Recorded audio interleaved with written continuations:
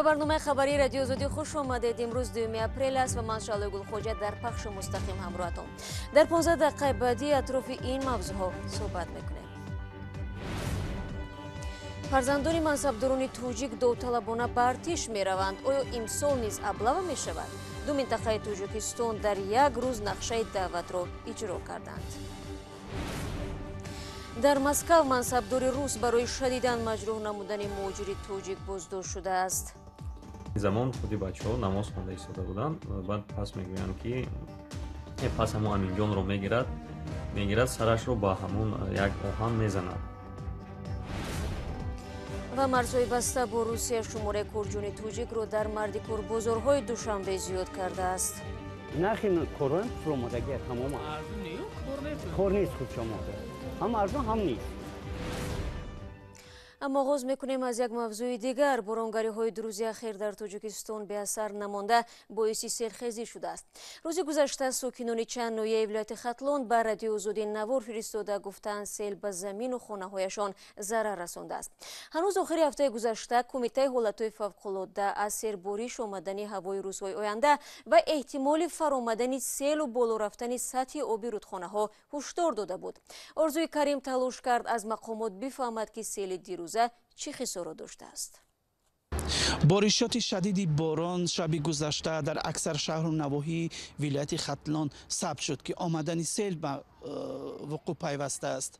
این سیل در ناحیه قوبادیان، عبدالرحمن جامی و ناحیه یوانی ولایت ختلان ثبت شده است. مقامات در ولایت ختلان میگویند که آمدن سیل شام دیروز 1 اپریل شروع شده است که نمایندگان کمیته حالتهای فوق‌العاده آنجا بودند و ضرری برای مردم نرسیده است. سلیمان عیسی‌زاده سردار کمیته حالتهای فوق‌العاده ولایت ختلان به رادیو آزادی این خبر را تصدیق کرد. گفت که بعد چاروای مردم زمین‌های کشاورزی و تلفات جانی این سیل نداشته است. اما ویدیویی که از شهر و نواحی ولایت ختلان به رادیو آزادی فرستادند گفته می شود و دیده می شود که سیل خساراتی زیاد به زمین‌های مردم داشته است.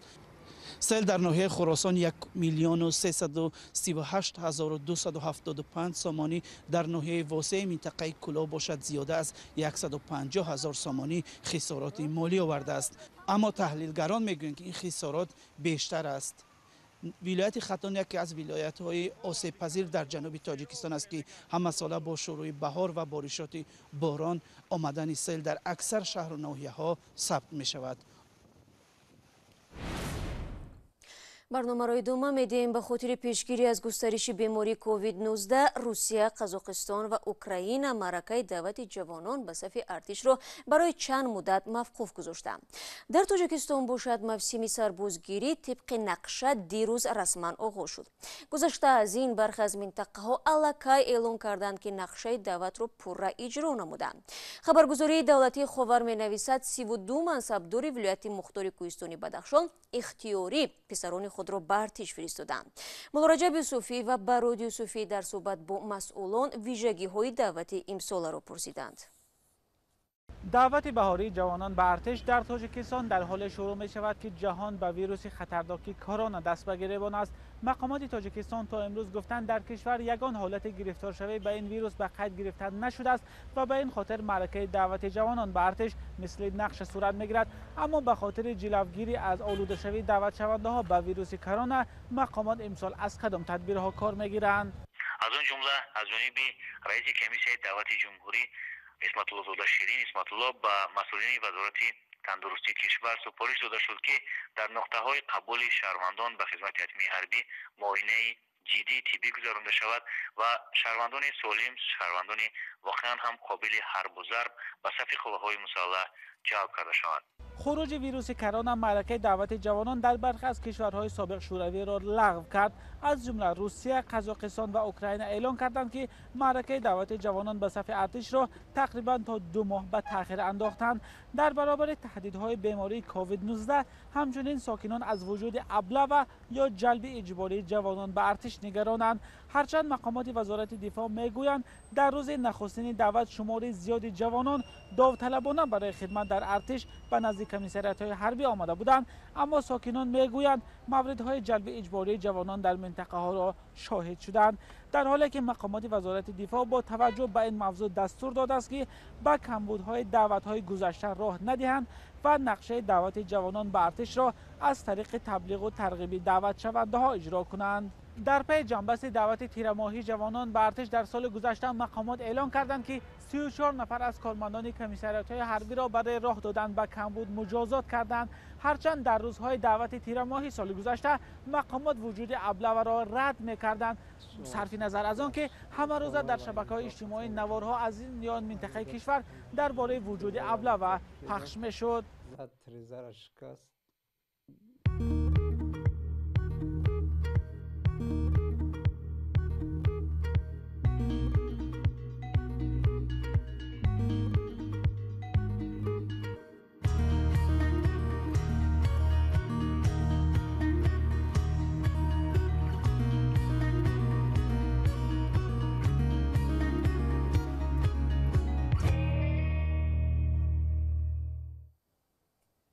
شما برنامه خبری رادیو زودی رو تماشا دارید. در مسکو پزشکان یکی از بیمارخانه‌ها برای زنده ماندن مهاجر 22 ساله توجیک مبارزه می‌برند. اکبرجان خالقов را دیروز در حالت وزنین به بیمارستان بوتکین انتقال دادند. همکاران و پدر این راهرو توجیک میگویند او را به چنین وضعیت کارفرمای 60 ساله روسش رسانیده است. حالا پدر این جوان از آن نگران است که شخص گناهکار بی‌جزا میماند. میرزانبی خالقزاد با تفصیلات بیشتر. یک کارفرما یا خود کارده روس در مسکو مهاجر 22 ساله تاجیک اکبرجان خالقov ساکن ناحیه جامع تاجیکستان را پس از لطوکوب از دویم آشنا به زمین میپرتاید. مهاجر تاجیک با سرش به زمین برخورده بیهوش و در بیمارخانه بستری شده است.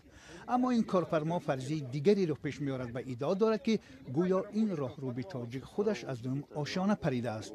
والدان اکبرجان خالقov مهاجر 22 ساله تاجیک میگویند در بیمارخانه به هوش آمده است و پزشکا از وی مراقبت دارند، اما همچنان وضع سلامتیش سنگین است. کارده اندری تریتیاکوف در بازداشتگاه کوپتیوا قرار دارد و این حادثه مورد سنجش قرار گرفته است. کارمندان پلیس گفتند تا زمانی که اکبرجان به هوش نآید حقیقت حال آشکار نخواهد شد. امینجان خالقov پدر اکبرجان روز 2 اپریل به رادیوی آزادی گفت فرزندش را با زوری 2 مرتبه در بالای کت لطوکوب نموده و از دویم آشیانه به زمین پرتافته است. سرش هم به جوش خستگیه. توجیکوی که مثل ای وظیفه‌شون می‌ترسن مرا ای طرفی ژک های مولا کنن. دو همه هر گام گفته شدیم. دو بود در کاروت سر دزد کاشی توالت بردن. توالت کلاس زدگیه. اوار سر اومدگیه. باتن. اگر خودش میپری همو بیخی فوندامی با 2 متر و بالاتر برام. لیسون اومدن دیدم پلاژین دیدن دکتران گفتن که اینا طلا کردگیه. ایخلیش پردگی نیست. عزت امان و بختاور جمعزاده حامیان حقوق مهاجران تاجیک در روسیه به جای حادثه رفته سبب‌های رخ دادن این حادثه را سنجیده با مهاجران تاجیک و با کارمندان پلیس ملاقات کردند. میگیرد سرش رو با همون یک آهن میزند. با آهن میزند. در آنجا حدوداً 5-6 نفر بودند. آنها لباساشون را میپوشند میبرایند. وی میگوید سپس او را از آشیانه دوم بینای خوابگاه سرکی به زمین هوا داده است و با سر در زمین میزنند. این حال تریچکوف دستگیر شده است و در شعبه کارهای داخلی کوپتیوا قرار دارد. برمیگردیم به تاجیکستان. در پی خروج کرونا ویروس در روسیه و اعلان وضع карантин طی چند هفته اخیر مقامات تاجیکستان از بازگشت صدها مهاجر تاجیک به کشور خبر دادند. آگاهان امور میگویند در چنین شرایط حکومت باید هرچه زودتر تصمیم‌هایی را روی دست گیرد که از شدت وضع بیکاری جلوگیری شود. اما تا آن دم کردیانی که هر سال در این موسم نان خود را از روسیه میافتند ناچار به مردکار بازارها رو میآورند. علیشیر ظریفی و تهمین حکیمова در این باره گزارش تهیه کردند. ҳарчанд мурод садрдинови 52 сола маълумоти олӣ дорад, вале маҷбур аст барои 50-70 сомонӣ дар як рӯз мардикорӣ кунад. ба маҳалли мардикорбозор дар назди бозори Султони Кабир соати 6 субҳ меояд ва то шоми дер интизори корфармо мешавад. ман ама ҷо кор қабул кунад, ман девона шудам инҷо омада худама дар мардикорбозор сиёҳ мекунам, барои ки маълумот рӯи жеда дорум. ҳамарӯза садҳо мард водор мешаванд нерӯи корияшонро дар чунин мардикорбозорҳои шаҳр ба корфармоён пешниҳод кунанд. онҳо розӣ ҳастанд кори душвортаринеро иҷро кунанд, муҳим оилаашон сер бошанд. ҳоло теъдоди корҷиён дар мардикорбозорҳо афзоиш ёфтааст, зеро бисёриҳо натавонистанд ба муҳоҷирати корӣ ба кишварҳои дигар сафар кунанд. сабаби ин амр баста шудани марзҳо ва муваққатан аз фаъолият боз мондани фурудгоҳи байналмилалии Душанбе аст. Чунин маҳдудиятҳоро мақомот ба хотири пешгирӣ аз паҳншавии бемории COVID-19 дар кишвар рӯйдаст гирифтаанд.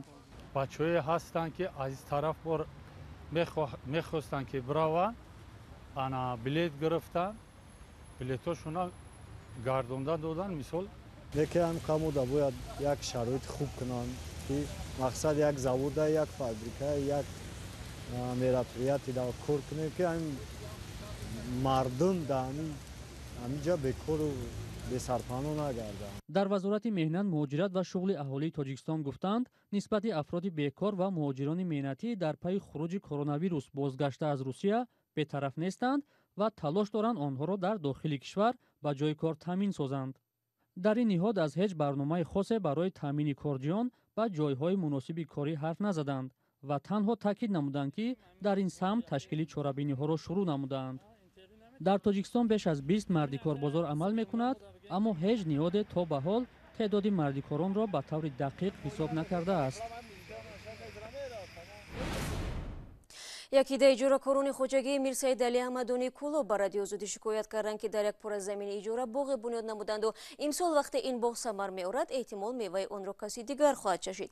Зеро ин боғро аз дасташон гирифтаанд, аммо хоҷагидор мегӯяд, ки иҷоракорон чанд сол инҷониб андозро напардохтанд. Маҳмуҷон Раҳматзода назари ҳарду ҷонибро шунид.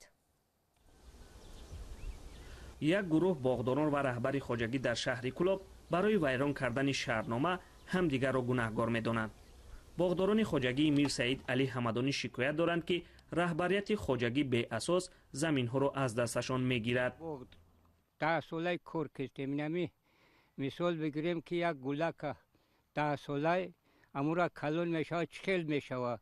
ана ошно ома ҳами роҳбару ҳами чо оман ки моро гуфтанд ки айҷа бихезин, пага мо меёрем сетка мекашем. даъво сари 5 гектар замин меравад, ки дар ҳудуди он 4 нафар 10 соли пеш аз хоҷагии Мирсаид Али Ҳамадонӣ тариқи иҷора замин гирифта боғ бунёд кардаанд.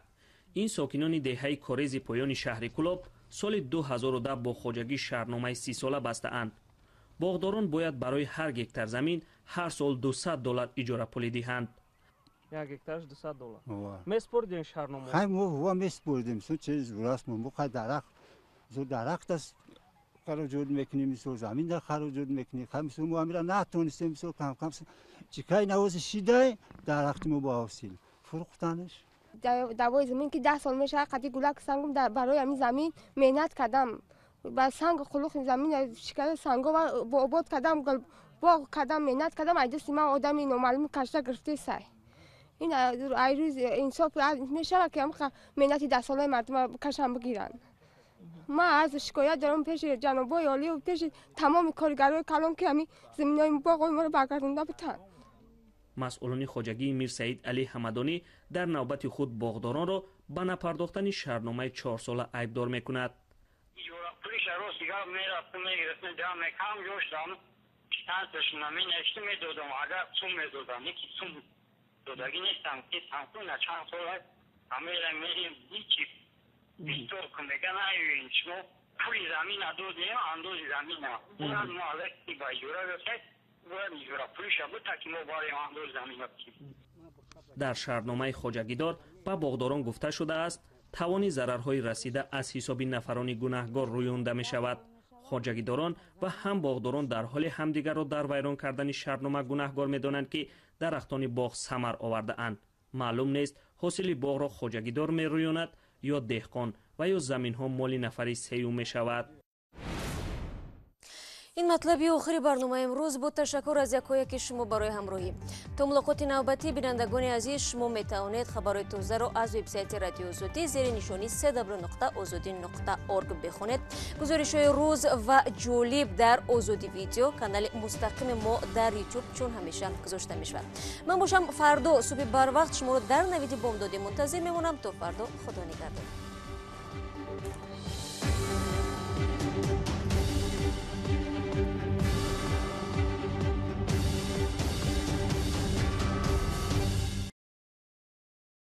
Radio Free Europe, Radio Liberty, Praha.